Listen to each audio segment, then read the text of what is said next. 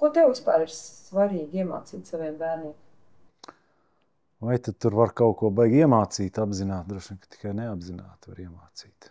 Ko tu gribētu, lai viņi varbūt no tevis vai no mums kā vecākiem saprot par to, kas dzīvē ir svarīgi? Nu, atkal tās pašas lietas, ko tur būt cilvēcīgam, būt atkal, es gribu, lai viņi arī saprot to, ka bez darba jau tās maizītes nebūs. Nu tā, restīvi, tad tik, cik tu ieliksi, tik arī tu dabūsi atpakaļ. Tādi loterijas keisiņi nestrādā dzīvē. Un kas ir tas, ko tu mācies no saviem bērniem?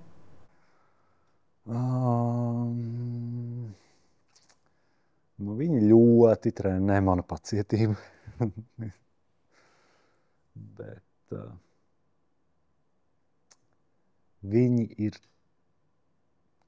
viņiem tā operētāja sistēma, man liekas, ir kaut kas cits līmenis nekā mums. Domāšana, viss tā fiška, man liekas, ka viņiem ir savādāka. Tai paaudzē, šai paaudzē. Jā, tā cilvēcība ir tā viena vai ne lieta, ko tu saki, ko ir svarīgi nodot līdz nākamajai paudzei. Kas vēl tev šķiet ir tās, kas, piemēram, varbūt tās vērtības, kas tagad skatoties arī uz jaunākiem cilvēkiem, tev varbūt šķiet, ka viņiem varbūt tās vairs nav tik svarīgas, bet ko tev liekas, kas ir svarīgs, lai tās pārmantojās vai lai iet tālāk, piemēram? Man, ko es redzu, kas jaunajai paudzei varbūt nav, šī te pieklājība un cieņa pret vecākiem cilvēkiem, nevis, vai arī vienam pret otru, pret jebkuru, pret sievieti, pret vīrieti. Protams, mēs arī vairs neuzrunājam savu māti uz jūs vai tā, ja, bet jebkurš svešs cilvēks tiek uzrunāts uz jūs, nevis es ieeju kafejnī, tur kaut kādu maizīti vai kaut našķīti nopirkt, un čau, kā tev iet, un mēs esam pirmo reizi redzamies. Man tas personīgi uzreiz tā atgrūž no pārmērīgas familiaritātes. Labi, es nezinu, vai tas ir ļoti svarīgi. Droši vien, ka jaunai paudzei tas pilnīgi vienalga. Tā nav viņiem nekāda tur vērtība. Droši vien, ka tas ir kaut kāds mana tā problēma. Arī pacienti, ja man uzrunā uz tu, man nepatīk. Es tāpēc konsekventi uzrunāju uz jūs. Tā ir kaut kāda tomēr barjera starp vienu un otru. Bet šoreiz esmu pamanījis ārstu un pacientu vai tā kā klientu. Redz, pacients nav klients, tur tā lieta. Jā, par pacientu. Piemēram, mana zobārste ir, mēs esam līdzīgā vecumā, un mēs sen esam jau attiecībās, kur varētu būt uz tu.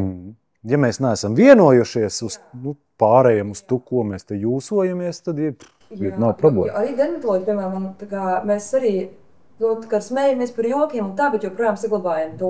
Jā, tomēr tā ir kaut kāda distance profesionālā, ko tu tā nepārkāp.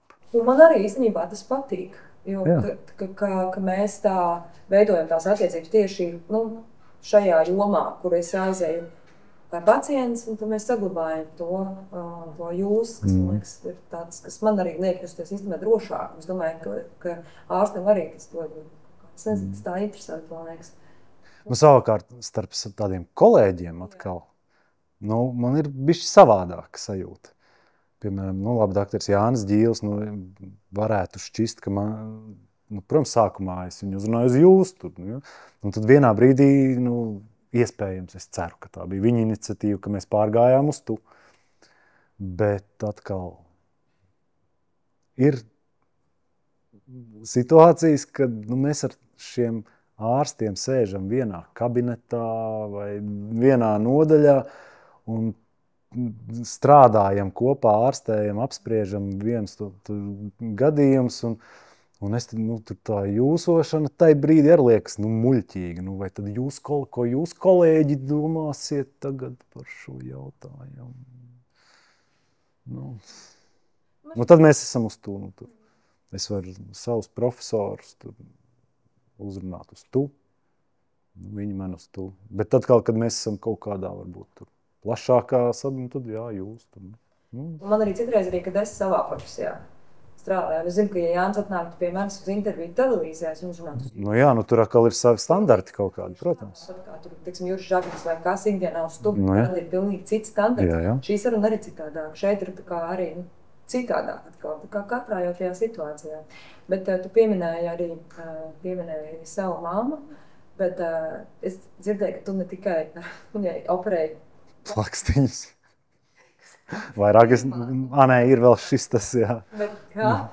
Tu principā ar viņu arī sēdēji pie viena galda? Es bieži esmu ar viņu sēdējis pie viena galda. Bet pie viena īpaša galda. Tu sēdēji Prāga bankā pie...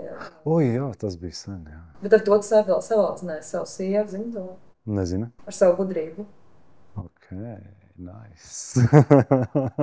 Šitā es nezinu. Vai arī viņa pavilkās, domāju, šitais čalis. Piķis, Nē, bet... Tas ir izstāst. Es sapratu, ka jūs ar mammu piedalāties Prāga bankā, kad vēl Edvards Švāns vadīja. Un jūs vinējāt? Tur jāpaskatās tajā raidījumā atpakaļ. Nē, jūs vinējāt. Tas nozīmē, ka tev patīk tādas lietas, kā izrādās, ka tu man saki, ka tev nepatīk baigi runāt, bet tu tas jau savādāk. Es arī...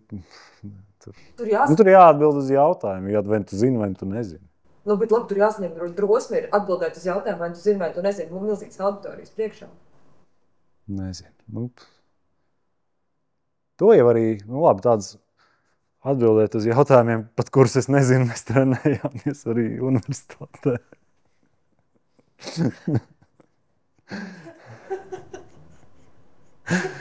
Vispār tev patīk tās prātu spēļu? Jā, es klausos, starp citu ar meitu arī dažreiz, Latvijas rādio ir arī tagad Krumholts vada to lielisko piecinieku, un šādi tad man tur Spotifyā kaut kur ir. Uzliedz uzspied šito, un tad mēs tur, protams, viņiem tur ātri apnīgi, bet es arī interesi klausos, jā. Parunājot vēl par tavām tādām darba lietām. Kas ir varbūt kaut kādi kaitinošākie stereotipi, ko tu esi dzirdējis, vai ko tev būtu svarīgi iznīdēt, kas valda par tavu darbu, vai tavas vispār profesijas lietām? Viens droši vien ir tāds, ka dzirdot vārdu plastikas vai plastiskais ķirurgs, pilnīgi visiem man automātiski droši vien viņi domā, ka pilnīgi visi plastiskie ķirurgi ir skaistumi, estētiskie ķirurgi. Tā nav. Visa plastiskā ķirurģija visā rietumu pasaulē, arī Latvijā, ir gan rekonstruktīvā ķirurģija, tas, ko mēs darām. Krūts rekonstrukcijas, akūtās traumas, tur viss plaukstas, pirksti zāģētie un tā tālāk. Un tā estētiskā medicīna ir malā. Viņi ir, tas nenozīmē, ka visi plastiskie ķirurgi dara visu. Tāpat kā liela daļa plastisko ķirurgu, kas nodarbojas ar skaistumu saucamajām operācijām, viņi lielākā daļa nevar un nedara šīs rekonstruktīvās lietas. Un tas pats attiecās uz rekonstruktīviem ķirurgiem. Viņi ir fantastiski meistari savā tajā rekonstruktīvajā lauciņā, bet viņi atkal nedara to skaistumu. Un ir tādi, kas dara... Man ir bijusi tā laime strādāt gan mikroķirurģijas centrā, rezidentūras laikā ar visām dežūrām, visu. Un tad pāriet tīri uz estētisko medicīnu, un tagad atkal es to rekonstruktīvo pielicis sev kā tādu, lai atšķaidītu to ikdienu estētiskajā medicīnā. Tev ir tagad, es saprotu, ka tas varbūt tāds jautājums, kur tā atbilde var mainīties pēc pusgada, vai agrāk, vai atkal gadu no gadu. Ko tev tagad tieši patīk īpaši, piemēram, operēt, vai kas ir tas, kas tev tagad patīk? Tagad man patīk, man ir deguna periods, es esmu izurbies šausmīgi daudz stundas pavadījis pie tā. Kas tev patīk tieši deguna? Visu laiku, ļoti ilgu laiku man tā bija tāda, bija drusku bail no tā visu. Deguna sarežģīta lieta, nav vienkārši. Visi viņu redz, katrs mazākās milimetra nobīdes ir redzamas. tur vajag tādu baigo skilu. Es vēl gribu arī par to krūšu rekonstrukciju. Tā man šķiet ļoti tāda svarīga un liela lieta, ko jūs darat ar Ānsi, un arī īstenībā, kad es runāju ar viņu, man šķita, ka tā kā viņam šim ir bijusi tāda, kas viņam tā emocionāli varbūt ir devis tādu lielāku tādu. Tie ir pateicīgākie tādā ziņā emocionāli pacienti, jā. Jo es arī to gribēju jautāt, ka tu arī, varbūt pastāst par tām savām emocijām, jo tu arī redzi sievietes, kuras ir izgājušas cauri, principā ļoti... No LA? LA, un tad viņām ir nākamā LA, kur viņas saprot, ka ir pilnībā mainījies viņa ķermenis, un viņš pilnīgi citādāks nekā tas ir bijis iepriekš, un tās sajūtas mainās. Un tad jūs esat principā tie cilvēki, kas palīdz atkal atgūt kaut kā. Bet mēs esam panākuši diezgan fantastisku rādītāju, ka mums ļoti liels procents pacienšu ir, ja nemaldos, pat pie kaut kādiem 70% ir tādas, kuras nevienu dienu pat nenodzīvo nevienu tādu dienu, kad viņām ir tā krūts noņemta. Mēs cenšamies to uztaisīt tā, ka viņas iet operēt savu onkoloģiju, protams, ja tas ir tehniski iespējams, un tad viņas jau pamostās jau ar tūlīt ar rekonstruētu krūti, lai samazinātu tieši šo traumu. Tev ir bijuši arī pacients, kurām ir atjaunots, ka ir daļa arī, kurām tomēr tas ir... Ir jau vesela kauda, ļoti liela daļa tādas, kurām šīs onkoloģiskās operācijas ir uztaisītas jau pirms gadiem, bet tagad valsts ir atradusi to iespēju finansēt, un mēs viņus cenšamies atjaunot. Vai tu atceries varbūt kaut kādu tādu emocionālāko vēstumu vai vārdus, ko tev kāds pacients ir pateicis pēc tam, kad viņš, ieraudzījis pēc laika, piemēram, uz pulguli, vai pēc kaut kādu laiku. Tu atceries kaut ko, kas tev pašam ir bijis tāds? Es neatceros, bet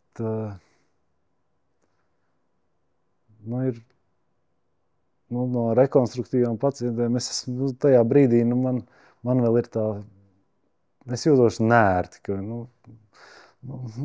ja vēl tur, mēģina kaut kādas tur konfeti, es tik neveikli tajā brīdī, ka es pat nedzirdu, ko viņas tur saka. Es savu darbu izdarījis, man tur viss beidzēja, pietiek. Tev ir grūti dzirdēt labus vārdus par savu darbu. Kā tu domā, kāpēc tas ir kā pazemīgs vai kautrīgs? Kāpēc tev ir grūti dzirdēt labus vārdus? Man liekas, ka kompliments tādas uztver, pieņemt jau, ir cilvēki, kas ar tādu baudu to dara. Ja? Man liekas, ka, es nezinu, varbūt ir tā. Bet ir atkal forši, ka, piemēram, kaut kādu žurnālu atvērumu meitenes tev ietago kaut kur Instagramā. Pasaka paldies darbiņu. Jā. Tas ir tā. Tur man nav, tāds tiešais kontakts, ka man tur jāsarakst. Tas nav vajadzīgi tūlīt. Jā, var tas ir forši. Jautāju variācijiem par to ikdienu, piemēram, darbā. Cik tev svarīgs ir humors tavā? Man ir baigi svarīgs. Man arī diezgan patīk tāds sarkastisks un arī ass humors, bet, protams, ne ar pacientiem. Tas, laikam, ir tas, kas palīdz ārstiem to ikdienu. Es nezinu, bet man tas patīk. Man nepatīk jēls humors. Man patīk tāds gaumīgs, asprātīgs. Es tev vēl gribēju jautāt arī par to, ka es jau jautāju par to, vai viņš, piemēram, operē savus, vai viņam ir tā kā operēt savus draugus, bet tev jau šis jautājums ir pilnīgā liekas, kā māma jau. Bet nē, tādas, kurš to labāk to izdarīs, ja ne?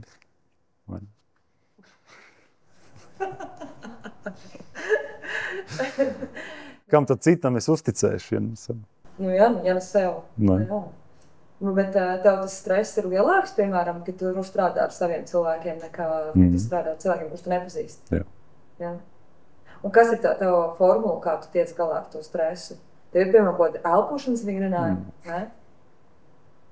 Vienkārši? Vienkārši tiek galā. Vienkārši saņemies. Nu, saņemos. Hei. Hei, saņemies. Ok.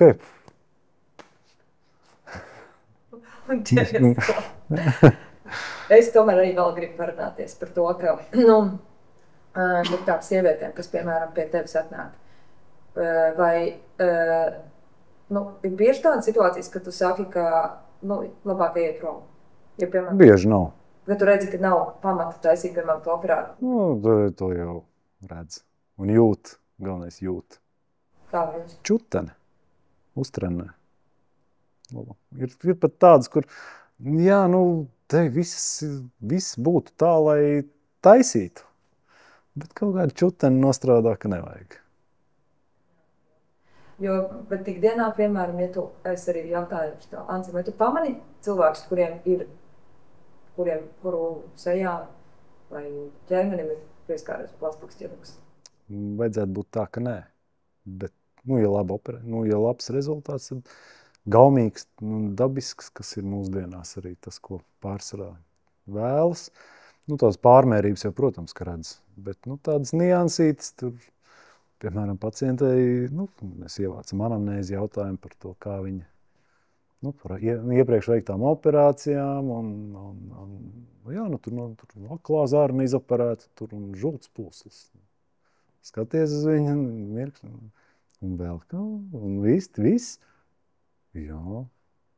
Un tiešām, vēl tur plaksti. Tad, kad tu pats, piemēram, ej kaut kā pa ielu, piemēram, tu esi ballītē, kurā cilvēki tev ir tāda tendence, ka tu, piemēram, paskaties, ko varētu uzlabot. Ja man tev nejautā. Arī, ja man jautā, es neatbildu. Vai tev jautā bieži? Kaut kas šādi tad mēģina tur flirtēt ar to, bet,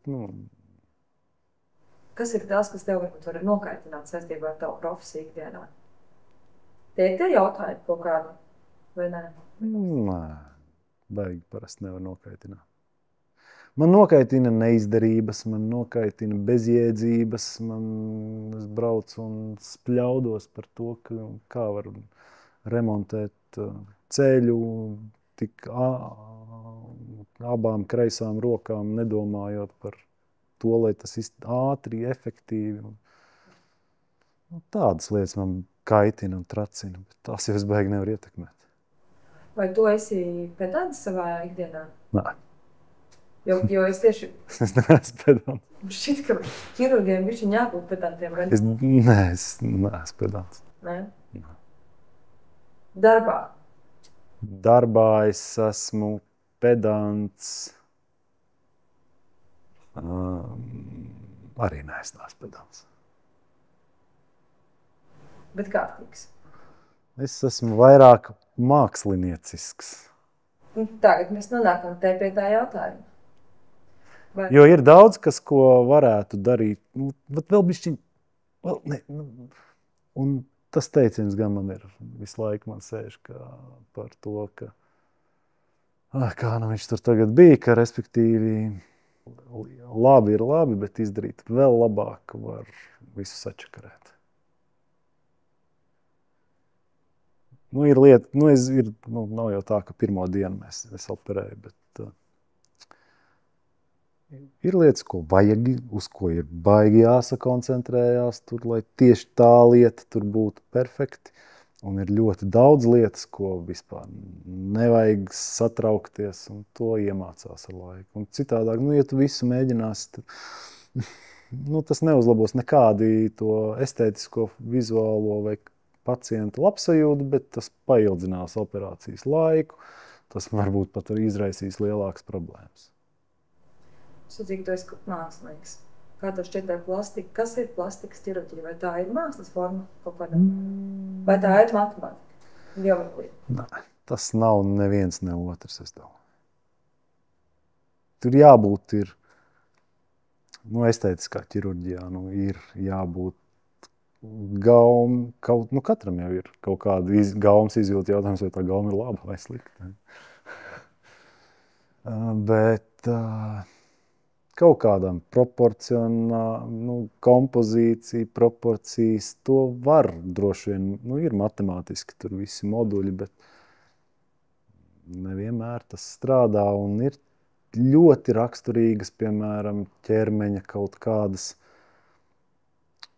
kaut vai tie paši deguni. Ir skaisti deguni, kas nav matemātiski pareizi, bet viņi tā piestāv tai sejai, ka tur neko pasarg Dievs. Un ir kaut tāda, tu redzi, ka tas dabiski tas deguns ir skaists, un viņš vēl grib tur kaut ko. Vai krūšu forma, krūšu apjoms, ir lielākoties jau vairs nav tie laiki, kad vajag tur tā kartu. Bet dabisks, lai tas viss ir dabiski, lai nebūtu tiešām tā, ka iet pa ielu un tas ir tāds harmonisks viss. Kaut kādai tai harmonijas izjūtai droši vien jābūt. Arī matemātika, arī anatoma, tās zināšanas jau ir diezgan pamatīgas vajadzīgas tai visā apakšā. Bet kā to visu, tur droši vien, kad vajag. Ļoti patīk tas, ko tu tagad sacīji to visu.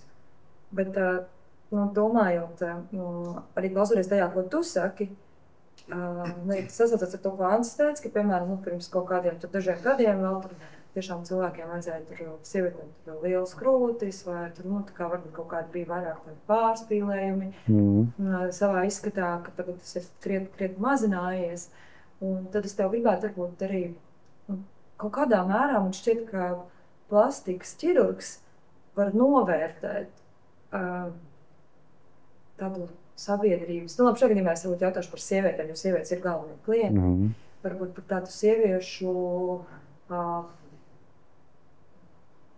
pateikšu, kā es to gribu noformulēt, tādu emocionālo veselību, principā. Tādas indikācijas, kas liecina, jo bieži vien mēs savu izskatu tā kā tomēr aizejot, sievietes var varbūt arī uzlabot savu kādu psiholoģisko stāvokli, emocionālo stāvokli. Ko tas vispār, kā tā situācija šobrīd plastikas ķirurģijā, ņemot vērā tos cilvēkus, kas pie jums nāk un lūdzu palīdzību, ko tas liecina par tādu sabiedrības veselību šobrīd? Ļoti daudzas meitenes mēs runājam pirms tam konsultācijas laikā un arī par medikamentiem, ko viņas lieto. Ļoti daudz lieto antidepresantus. Tas nav ne labi, ne slikti cilvēkam, ja viņam ir ārsts izrakstījis, tad droši vien ir iemesls. Un tad jautājums, ko tu klausies, kas ir tās vēlmes? Ja tās vēlmes ir tiešām tur saprotams, samērīgas, tad nav nekāda problēma ar to.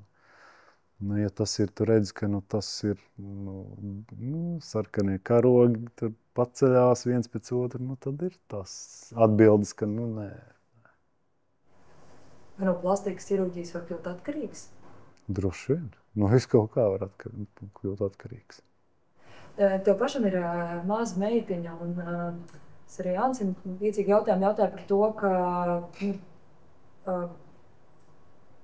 ir šobrīd tas, ko es dzirdu, piemēram, dažādos podkāstos, runājot ar jauniem cilvēkiem, pusauģiem, ar meitenēm, kas arī iziet no pusauģu vecuma, ka viņu dzīvē ļoti lielu lomu spēlē dažādi tādi TikTok industrijas uzbūvētie skaistuma ideāli, kādam ir jāizskatās cilvēkam, kādēļ jāizskatās meitenēm, un kādām jābūt ir viņas ideālajām proporcijām, un tāds neēst, tad kaut kas nav tev kārtībā.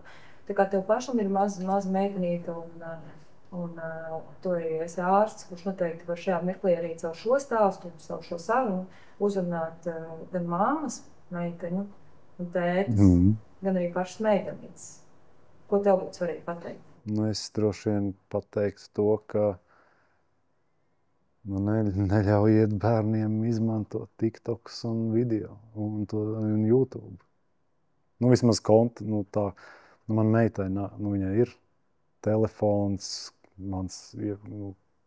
kāds bet viņai nav piekļuvs tur ne TikTokiem, tas telefons tur īsti beig nav nepieciešams. Viņi skatās, protams, tur Disney, kaut kādas Netflix, kaut ko, bet viņi skatās uz lielā ekrāna tā, ka es arī redzu, kas tur notiek. Es arī redzu, tur ir posms, kad visiem jābūt rozā, labi, tas bija pirms gadiem, tur rozā, unikorni un tā, un tad tagad ir tur, kā sauc tās viena puse melna, viena balta matiem. Un tas jau normāli, ka kaut kādā tur krāso lūpas un ņemās un kaut ko jau tas jau neesmu bijis meitene, es nezinu, kā tas ir. Kas tavā izpratnē ir skaists cilvēks? Jebkurš ir skaists. Skaistums nāk no iekšā, mēs taču zinām to. Šlesers. Leģendārs. Nu, jā. Leģendārs, skaistums. Tieši tā. Skaists ir arī vizuāli ļoti neglīts cilvēks, varbūt ārkārtīgi skaists. Nav tur ne proporcijās, ne tur kaut ko. Tas vienkārši kāds tas cilvēks ir. Un tas skaists cilvēks varbūt ārkārtīgi neglīts. Vizuāli skaists. Ja tev tagad satiktu uz 10-gadīgu sevi, ko tu saki? Tā 10-gadīgs tas bija kaut kā. Varbūt 20. Jā. Trenčos gar upi. Makšķerēt. Ko tu gribētu viņam pateikt vai iedot kādu ceļvārdu? Es gribētu pateikt, ka nemīz viss mums labi. Labi, to izdarīt. Nē, es teiktu, ka viss ir uz pareizā ceļa un viss ir kārtībā. Nu, vismaz līdz šim, ko es tā no savu 40 kapēciņu varu. Ap 40 pateikt kādam pirms 30 gadiem. Domāt par kādu nākotni, kādu tu gribētu sevi redzēt, piemēram, pēc 30 gadiem? Tas 70. Tāds normāls kungs gados, kurš braukā pa Itāliju, Franciju, dzer vīnu ar sievu kopā. Ar doktora grādu par to? Tas jā. Tas nav svarīgi, kaut vai bez. Šādi tad atbrauc paauklēt mazbērns, bet tā izbauda kaut kādas tādas dzīvi īpaši baigi par neko tā nestresojot.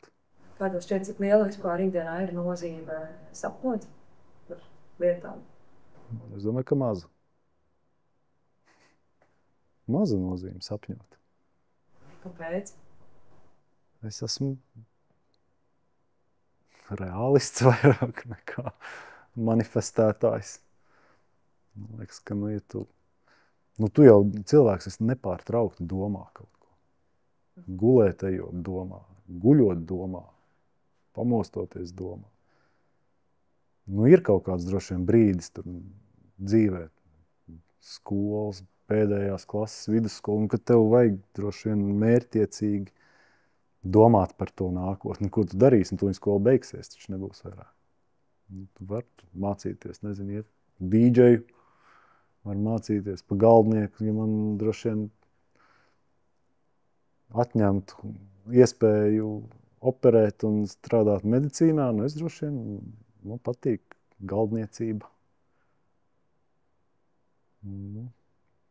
Tas jau sapņot tu vari, bet lai nav tā, ka tie sapņi pārņem, ka tu vairs netiec ar realitāti kārtībā. Tu minēji kaut kāds dīdžejošanas, ka tu operētu, arī skan mūzika? Man skan mūzika, bet to tagad liek operācijas zāles meitenes. Vienmēr esi mierā, viņa vēlmi?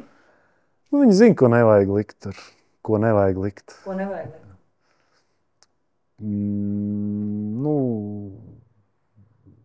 Noteikti nevajag likt Latvijas Rādio 2 attiecīgo žanru. Baltos lāčus nezirdē. Lai kas tas arī būtu, nē. Bet es esmu novēroju vienu brīdi, es pats liku mūziku zālē un Spotify. Piemēram, pie jodelēšanas un country diezgan sūdīgi operējās. Es varu pateikt, no pieredzes. Kopš tā laika arī country un jodelēšana ļoti, ļoti maz skan manā operācijas zālē. Tu gribi teikt, ka skanēja jodelēšana? Jā, man skanēja jodelēšana. Kāpēc ne? Fantastiska mūzika tā. Es tieši It sevišķi kaut kādos, tāds Tāds frišs. Jā, Alpu gaisā uzreiz tāds kā... Tā goja zvani, ka... Jā. Pirms kaut kādām slēpošanām vai ap Ziemassvētku. Pie kā labi operējās? To es gan neesmu novērojis, pie kā labs. Bet pie country un jodelēšanas bija ziepes. Kas ir tās lietas, kas tev ir nepieciešams, lai tu būtu laimīgs? Es nezinu. Kas nepieciešams, lai būtu laimīgs. Es domāju, ka vieglāk droši vien pateikt, kas ir lietas, kas man padarītu nelaimīgu.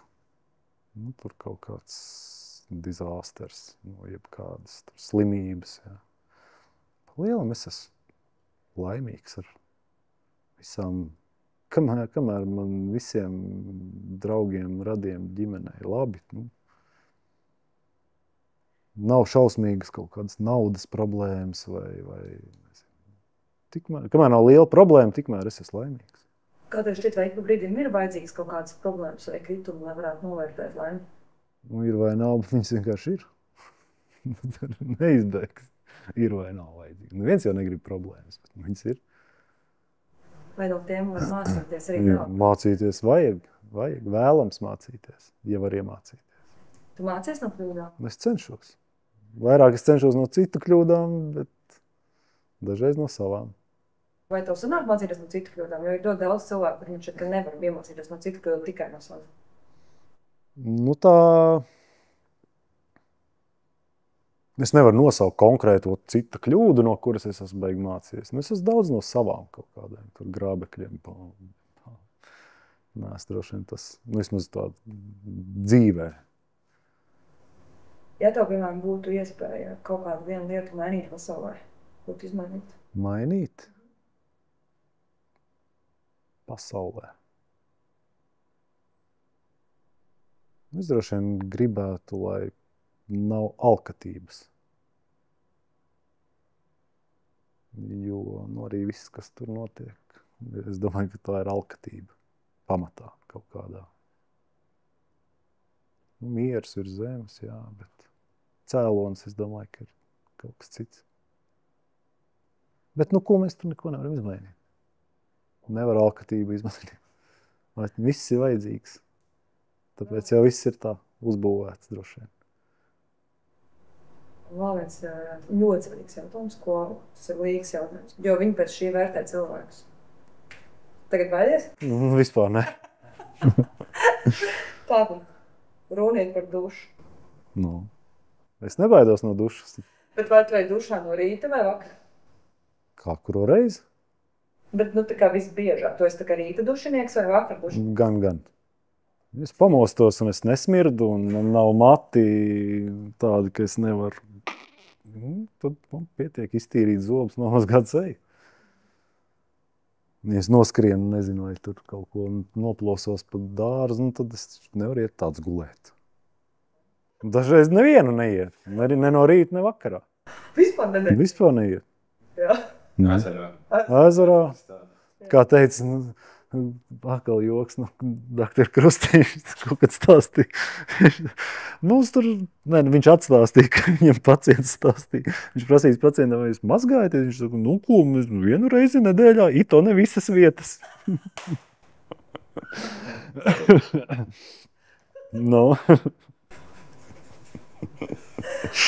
Pārmērīga tīrība jau var, ne pie kā laba nenoved, ja tā. Jā. Un no netīrības ar neviens vēl nav nomirs. Paldies tev. Viss. Yeah. Noslēdzot šo dokumentālo stāstu, ir palikuši pēdējie 2 jautājumi. Skatītāji iesūtīt, jā. Jā.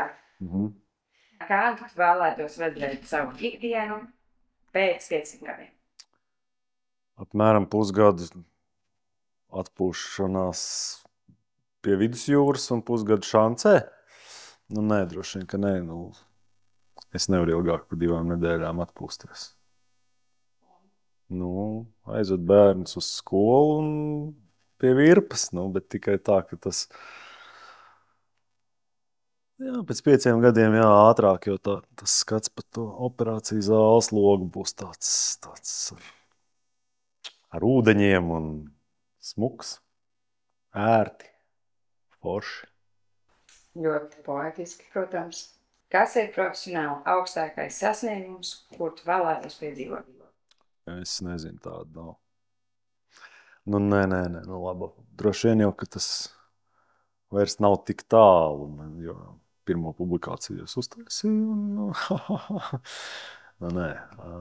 Nu, droši vien, ka augstākais sasniegums, ka tā doktorantūra pabeigt un ka to man rakstu kāds arī uz viņu atsaucās un tās metodas izmanto reāli dzīvē, ko es tur pētīju.